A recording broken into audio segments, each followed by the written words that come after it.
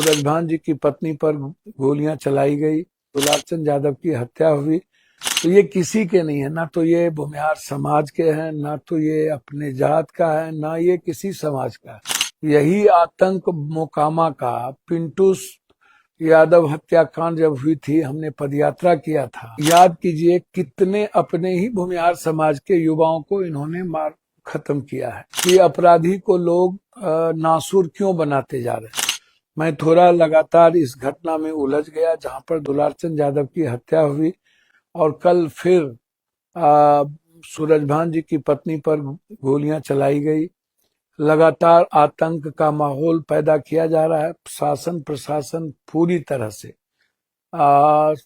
आतंक को बचाने में लगे हुए हैं। मैं कई बार कहा कि ये सवाल जाति का नहीं है, ये धानुक जाति मारे जा रहे हैं या यादव की हत्या हो रही है, नहीं। यह वो आतंक है, यह आतंक वो होता है जो अपने पड़ोसी को भी नहीं बकसता और अपनी जाति को भी नहीं बकसता। याद कीजिए कितने अपने ही भूमिहार समाज के युवाओं को इन्होंने मार खत्म किया है। आप शायद सोच नहीं पाएंगे कितने लोगों को खत्म किया गया है, मरवाया गया है। विवेका पहलवान के परिवार में ही मरवाए गए। अभी दो लड़कों के घर पे चढ़ के गोली चली जिसमें ये जेल भी गए। तो ये किसी के नहीं है, ना तो ये भूमिहार समाज के हैं, ना तो ये अपने जात का है, ना ये किसी समाज का है। और अपराधी और माफिया किसी का नहीं होता, ये याद रखिएगा। जो आदमी अपने भाई का, चचेरे भाई का नहीं होगा, पड़ोसी का नहीं होगा, वो किसका होगा आपको लगता है? नेता और अपराधी अपने जात का होता है। ये वोट के लिए सियासत करते हैं। तो घटना लगातार आतंक का माहौल है, लगातार स्थिति बिगड़ती जा रही है।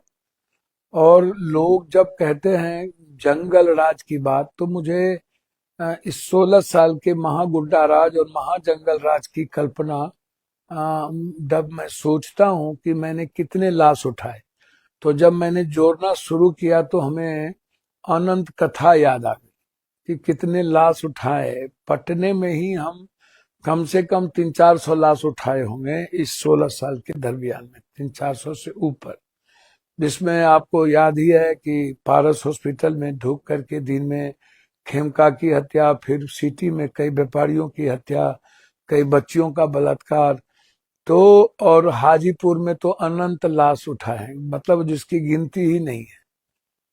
तो मुझको लगता है कि जो हालात हैं, जो परिस्थितियां हैं, और मैं बार बार कहता हूं कि अपराधी को लोग नासूर क्यों बनाते जा रहे हैं। यही आतंक मोकामा का पिंटू यादव हत्याकांड जब हुई थी, हमने पदयात्रा किया था।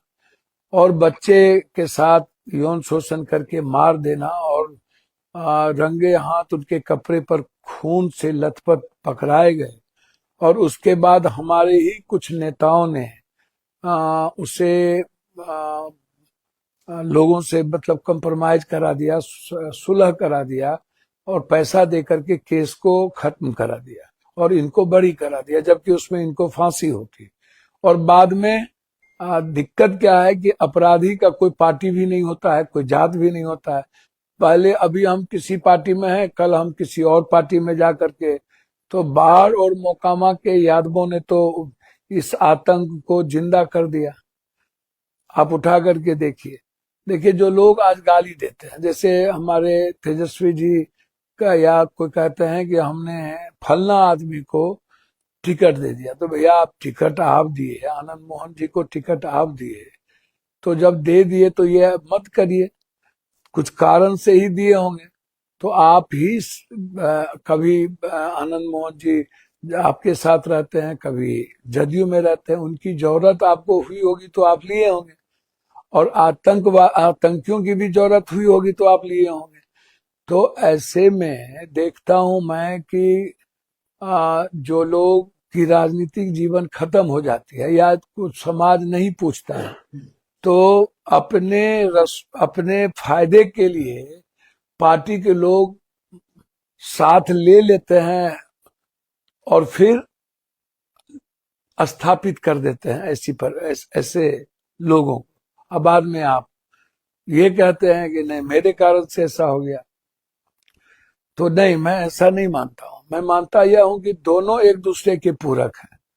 क्योंकि मुझे लगता है कि ये जितने जाति के लोग हैं वह अपने अपने जाति के